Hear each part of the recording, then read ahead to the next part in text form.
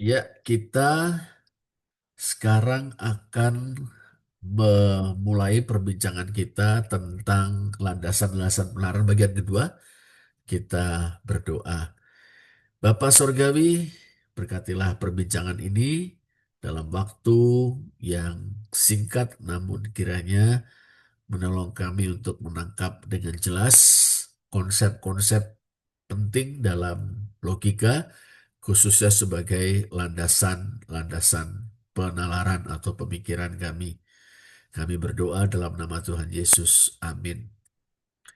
Ya, berkenaan dengan landasan-landasan pemikiran ya, teman-teman. Kali ini kita akan berkenalan dengan terma atau term. Ya, kita mulai dulu dengan konsep. Apa itu konsep?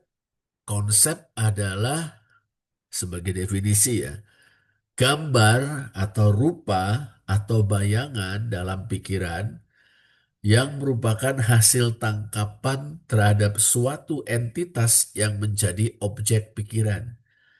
Ini sebuah definisi yang agak abstrak barangkali ya. Gambar atau rupa atau bayangan dalam pikiran. Di mana gambar atau rupa atau bayangan tersebut merupakan hasil tangkapan. Wah, ini tangkapan dari bisa panca indera, bisa pikiran kita, bisa kedua-duanya terhadap suatu entitas yang menjadi objek pikiran. Tapi penjelasan ini pun dirasa agak sulit dimengerti. Lalu kita coba apa namanya melihat definisi dari Romo Alex Lanur.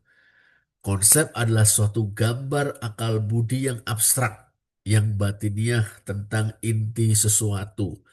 Ini pun masih agak sulit untuk kita pahami ya. Nah, dari Pak Profesor Jan Hendrik Rapar, konsep diartikan sebagai pengertian yang merupakan representasi universal atau tampilan universal dari suatu entitas. Nah, ini sudah lebih mudah meskipun kita mengalami kesulitan untuk memahami apa itu representasi universal dari suatu entitas. Bagaimana kalau kita lebih sederhanakan, konsep itu adalah pengertian. Ini pengertian tentang sesuatu, ya, pengertian tentang sesuatu itu kita namakan konsep. Nah, berikutnya adalah term atau terma, ya, term atau terma. Term atau terma adalah kata atau beberapa kata. Jadi bisa juga satu kata sendirian ya, tunggal, bisa juga frase ya. Kata atau beberapa kata yang memiliki satu pengertian yang membuat konsep atau idea menjadi nyata. Jadi konsep itu diekspresikan melalui kata. Konsep atau gagasan atau idea diekspresikan dan dikomunikasikan dalam bentuk kata atau beberapa kata. Terma ini merupakan alat untuk mengekspresikan konsep atau idea. Ya, terma atau term adalah alat untuk menampilkan, mempresentasikan atau untuk mengkomunikasikan suatu konsep atau idea. Nah, ini ya, orang juga bisa mengatakan terma itu adalah pernyataan lahiriah dari suatu konsep atau idea. Nah, ini ya, dalam hal ini terma disebut juga terma logika, kata atau kesatuan kata yang menyatakan atau mengekspresikan suatu konsep atau idea. Kita konkretkan ya, Ada secara pokok ya, ada dua macam terma. Secara pokok atau secara mendasar ya, ada dua macam terma. Yang pertama terma kategorimatis. Nah ini terma kategorimatis. Apa artinya? Terma kategorimatis adalah kata atau istilah boleh yang memiliki pengertian tertentu sehingga dapat digunakan sebagai terma tanpa bantuan kata-kata yang lain. Jadi kita bicara tentang kata, istilah, frase, dan sebagainya yang ketika kita membacanya atau mendengarnya atau mengingatnya sudah terungkap dalam pikiran kita arti dari kata, istilah, frase, atau terma itu. Misalnya, ya kata filsuf. Filsuf ini termasuk terma kategorimatis. Ketika kita mendengar kata filsuf, atau ketika kita mengucapkan kata filsuf, atau ketika kita menulis kata filsuf, kita tahu bahwa kata tersebut memiliki kandungan makna. Nah, kandungan makna inilah konsep atau idea, pengertian. Itu kata filsuf ya. Jadi, kata filsuf ini tergolong terma kategorimatis. Karena sebagai kata, ia sudah mengandung konsep, mengandung ide, mengandung pengertian tertentu. Filsuf, ya kan? Lalu, guru. Gitu juga kata guru. Ketika kita mendengar, mengucapkan, mengingat, menulis kata guru, kita menyadari, kita tahu bahwa kata itu mengandung ide atau konsep tertentu, pengertian tertentu. Ya, orang yang membaktikan hidupnya untuk mencerdaskan orang lain. Nah, guru, ya kan? Seperti itu. Begitu juga kata merah, ya, ini kata sifat. Ya, kita langsung tahu merah itu kata sifat. Kata merah itu mengandung makna tertentu, idea tertentu, gagasan tertentu. Begitu juga matahari, bangku, air, seruling. Jadi semua kata yang tergolong sebagai terma kategorimatis mengandung idea, konsep, atau makna di dalamnya. Nah, kalau teman-teman jeli, teman-teman bisa menghubungkan ini dengan bahasa Indonesia, ya, ilmu bahasa Indonesia. Kan ada kata benda. Ada kata benda konkret, ada kata benda abstrak, ya kan? Filsuf, ini kata benda. Filsafat, kata benda. Guru, kata benda. Apa namanya? Mobil, kata benda. Matahari, kata benda. Ada juga kata sifat merah, ya, yang merujuk pada warna tertentu. Marah, ya kan? Seperti itu, sedih, itu kan? Dan sebagainya. Nah, kata benda, kata sifat, ya, tercakup dalam term kategorimatis. Ya, gampang ya, sederhana ya. Nah, sekarang kita lanjutkan. Di samping secara pokok ada term kategorimatis, ada term atau terma sin kategorimatis. Tambahin sin, ya. Sin itu sendiri artinya kan bersama dalam bahasa Yunani ya. Sin kategorimatis. Apa maksudnya? Terma sin kategorimatis adalah kata-kata yang jika berdiri sendiri tidak memiliki pengertian tertentu, tidak mengandung idea atau konsep tertentu, sehingga tidak dapat digunakan sebagai terma tanpa bantuan kata-kata lain. Nah, itu dia. Kalau tadi ya terma kategorimatis guru. filsuf, ya, presiden, menteri, ayah, ibu, dan sebagainya, ya. Wah, itu tiap-tiap kata itu sudah mengandung idea atau konsep atau pengertian tertentu. Maka disebut terma sin kategorimatis. Tapi bagaimana dengan terma sin kategorimatis? Wah, nggak bisa berdiri sendiri. Pada dirinya dia tidak mengandung konsep atau idea tertentu.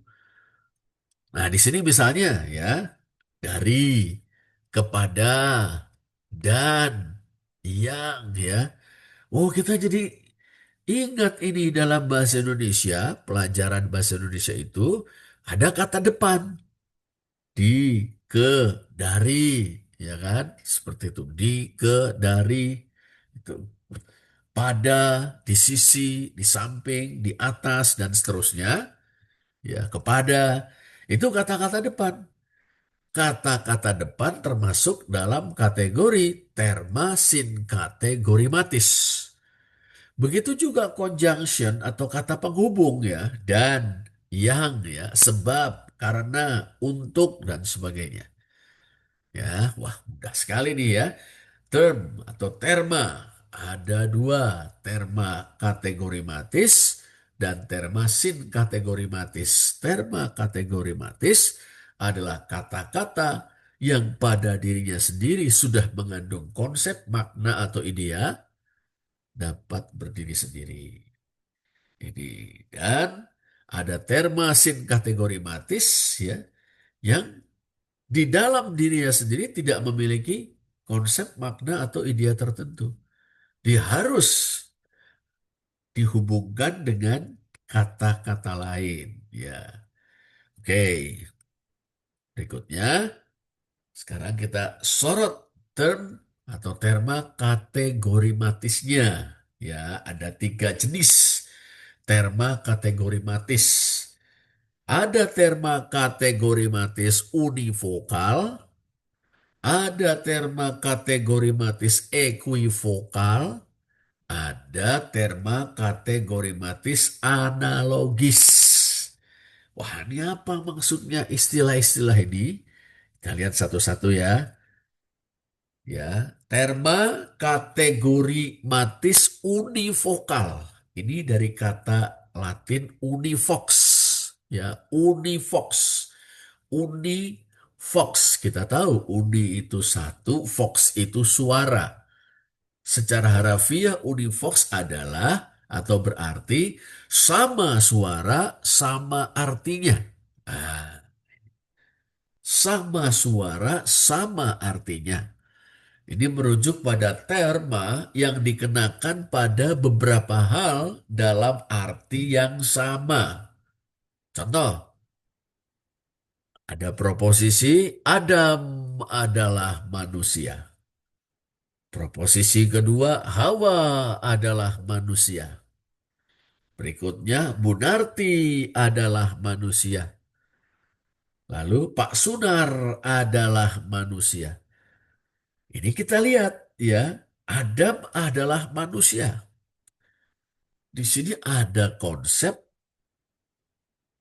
manusia yang berlaku bukan hanya untuk Adam, tapi juga untuk Hawa, untuk Bunarti, untuk Pak Sunar juga. Nah, ini. Jadi arti kata manusia dalam proposisi-proposisi ini sama berlaku untuk semua subjeknya. Ya, jika Adam adalah subjek, manusia adalah predikatnya, maka predikat ini berlaku bagi subjek lain, semisal Hawa, Bunarti, dan Pak Sunar. Inilah terma kategorimatis univokal atau term univokal. Ini dia, ya. Nah, yang kedua ada terma kategorimatis equivokal dari kata equivox, ya. Sama suara, voxnya sama, tapi artinya beda, equivokal. Nah, ini merujuk pada terma yang dikenakan pada beberapa hal atau benda dalam arti yang berbeda-beda. Wah, ini ya. Jadi bunyinya sama, tapi artinya beda. Contoh, kambing milik Pak Amir adalah seekor kambing hitam. Proposisi kedua, Saridin dijadikan kambing hitam atas kematian Ki Branjung, kakak iparnya. Nah, kita sama-sama menemukan istilah atau frase kambing hitam dalam dua proposisi ini. Tapi kita segera mengetahui bahwa kambing hitam dalam proposisi pertama memiliki arti yang berbeda dari kambing hitam dalam proposisi kedua. Kambing hitam dalam proposisi pertama memiliki pengertian harafiah, yaitu kambing yang berwarna hitam. Tapi kambing hitam dalam proposisi kedua beda. Ini merupakan suatu idiom, sebuah istilah khusus yang berfungsi sebagai kiasan untuk merujuk pada orang atau pihak yang disalahkan. Itu dia. Atas sesuatu kemalangan atau peristiwa buruk yang terjadi. Jadi kambing hitam dalam proposisi kedua artinya adalah pihak yang disalahkan. Meskipun belum tentu salah atau malah sama sekali tidak bersalah. Saridin dijadikan kambing hitam. Berarti dia dituduh sebagai pihak yang bersalah atas kematian Ki Branjung, kakaknya. Nah, inilah contoh equivokal, ya. Tulisannya boleh jadi sama, ketika diucapkan bunyinya sama tapi artinya beda. Lagi contoh proposisi genteng rumahku berwarna merah. Itu proposisi pertama. Proposisi kedua, keadaan genting kota Nanjing diperkirakan akan segera jatuh ke tangan pasukan Jepang. Wah, ini si cerita apa kisah nyata sejarah ya. Ini kota Nanjing dikepung tahun 1937, akhirnya direbut oleh Jepang dan terjadilah pembantaian, pembunuhan, pemerkosaan besar-besaran yang dilakukan oleh tentara Jepang atas orang-orang Tiongkok ya yang tinggal di Nanjing. Ratusan ribu orang terbunuh termasuk kurang dari 200 ribu orang ya eh, perempuan jadi korban kekejaman tentara Jepang. Tapi kembali, genting dalam proposisi pertama merujuk pada ya atau secara harafiah ya merujuk pada benda-benda yang disusun sedemikian rupa di atas atap rumah kita. Itu. Sedangkan keadaan genting di proposisi kedua artinya situasi yang bahaya, situasi yang darurat, situasi yang kritis. Nah ini sama ucap, sama suara, tapi tidak sama artinya. Lalu yang ketiga terma kategorimatis analogis apa artinya? Sama suara mirip artinya. Nah, kalau di vokal sama suara sama arti. Kalau equivokal sama suara beda arti. Tapi kalau analogis sama suara mirip artinya. Ya, tidak persis sama tapi tidak sama sekali beda. Inilah terma yang dikenakan pada beberapa hal atau benda dalam arti yang berlainan, namun dari segi tertentu memiliki kesamaan. Nah, contohnya, ada dua proposisi. Ya, ada proposisi ini. Lebih baik sakit hati daripada sakit gigi. Wah, ini ada lagu dangdut zaman dulu nih. Ya, lebih baik sakit hati daripada sakit gigi. Sakit hati beda dengan sakit gigi. Sakit gigi bersifat jasmani. Sakit hati bersifat rohani, ya, atau jiwa, ya, perasaan, ya, perasaan. Tapi meskipun berbeda, ya, yang satu aspek emosional sakit hati, satu lagi aspek apa namanya fisikal, jasmani, ya, ada kesamaannya, sama-sama sakit. Nah, ini dia. Jadi ya, lalu proposisi kedua, Tuhan ada, manusia ada. Ini menarik. Kenapa analogi adanya Tuhan itu dan adanya manusia ada memiliki kesamaan sekaligus perbedaan. Manusia dan Tuhan sama-sama ada, sama-sama eksis. Tapi eksis atau adanya manusia dan adanya Tuhan sekaligus beda. Mengapa? Adanya Tuhan tidak diadakan. Bahasa filsafat, adanya Tuhan necessary, niscaya, tidak bisa tidak, mutlak. Tapi adanya manusia itu bisa tidak ada, tidak mutlak. Bahasa filsafatnya kontingen. Ya, adanya Tuhan niscaya. Adanya manusia kontingen bergantung pada sesuatu di luar dirinya untuk mengadakannya dan menjaganya tetap ada. Itu adanya manusia. Sedangkan adanya Tuhan tidak bergantung pada sesuatu pihak di luar dirinya untuk mengadakan dia dan atau tetap menjaganya agar tetap ada. Tuhan ada karena dia ada. Manusia ada karena diadakan Tuhan. Maka proposisi Tuhan ada, manusia ada bersifat analogis.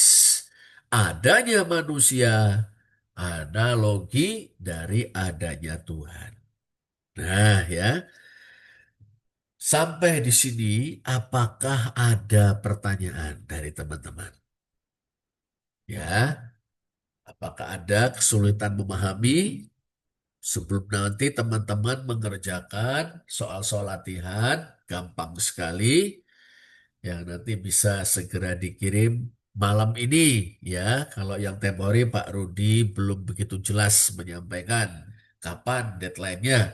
Tapi yang kali ini malam ini ada 3 soal saja, ya, untuk menentukan ini terma kategorematis universal, equivokal atau analogis. Nah, mudah-mudah ya. Wina melihat Ira sedang berjalan di trotoar dekat STT Abdiel. Orang yang suci hatinya dapat melihat Allah. Ini termasuk yang mana? Dan bisa tolong jelaskan. Mengapa ini bisa disebut equivokal? Karena begini. Ya. Lalu ada soal berikut. Ya. Saat dikuasai amarah, ia tidak dapat membedakan kawan dan lawan. Aktris yang jadi lawan mainnya di berhalangan hadir dalam pentas hari ini. Dan soal yang ketiga, adik menangis karena tidak naik kelas dan kakak menangis karena putus cinta. Nah, ini ya.